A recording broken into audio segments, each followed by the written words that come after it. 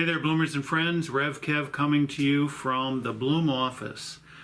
I know that we are wondering what's going on in our lives as we are processing and taking in the news and all of the implications that are coming along with the news.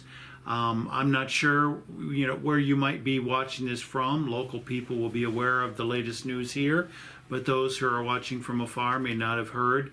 But our city government has followed suit with San Francisco and established a shelter-in-home directive for the city of Palm Springs. It is not throughout the entire Coachella Valley, so, I have my thoughts about that, but it is certainly the case for Bloom and where our office is located and Sunday worship and so forth is located, and going about our daily business.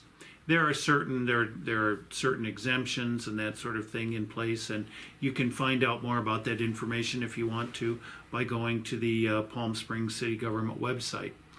How that impacts Bloom is one, we know that we are loved by God and we love one another, and that continues.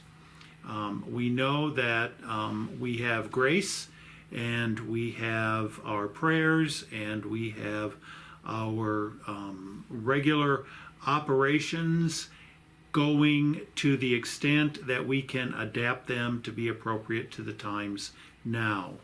What that means is that we are fortunate that Rabbi Lazar will do an online version of the Matthew study this week, and we'll figure out how to do that again next week. What that means is that we have some activity going on here in the office, even though our office is closed to public business, but the activity that's going on in the office here is related primarily to the production and anything that is associated with preparing for Sunday morning. And on Sunday morning, you may have joined us last week, but we had what we thought was a very fine worship service, virtual church going on, and we are very grateful for the people, for Ken Forney and the music leadership with Kevin Twine and the beautiful playing that he did, Mike Shear being there, and Peter Steele reading, and then Hugo and Lauren, our video and our Facebook Live and sound tech persons being in the room, and Russ being there to do his video, which you can find elsewhere on Bloom Notes this particular week. We are going to discontinue the regular Bloom video that Russ has been taking and upload the Facebook Live feed to YouTube in place of that video. And the purpose of that is that we are limited with the number of people that can be in the room for the production. I hope that was clear. This is all about simply giving you some understanding of the kinds of logistics and factors that we have to take into consideration based upon this order that is both from the state of California, the county of Riverside, and now the city of Palm Springs.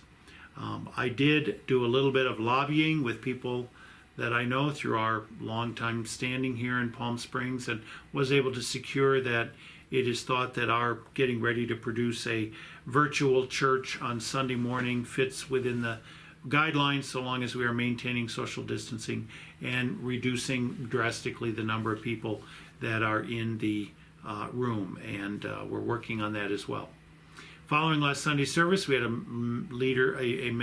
meeting of leaders, and we did a bit of an evaluation. We're very grateful for the comments that have been made through Facebook and those who participated, and we're grateful for the observations of our worship ministry coordinator, Reverend Dr. Stephen Wales, as he brought his feedback from participating, our administrative assistant, Bill Wallace, who was watching online as well and who's here in the office now preparing for this Sunday.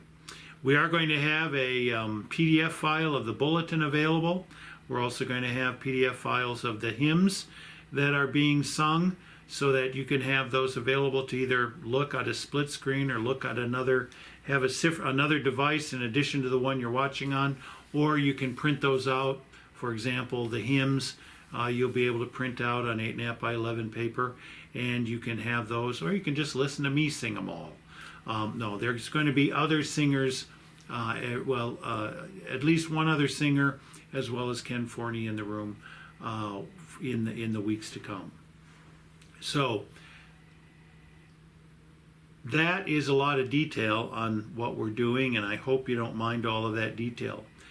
What is the reality here is that we're making decisions as we go, and we are doing a methodology that I learned in school called action reflection. Do something, then figure out what we need to do in order to do that well or better in the future. So in following that, we're open to feedback that you have. We hope that we are continuing to serve our congregation well, and we are looking forward to taking care of one another in this time that's very unusual in the life of our congregation, as well as our city, our state, and our nation, our families, and our relationships with one another.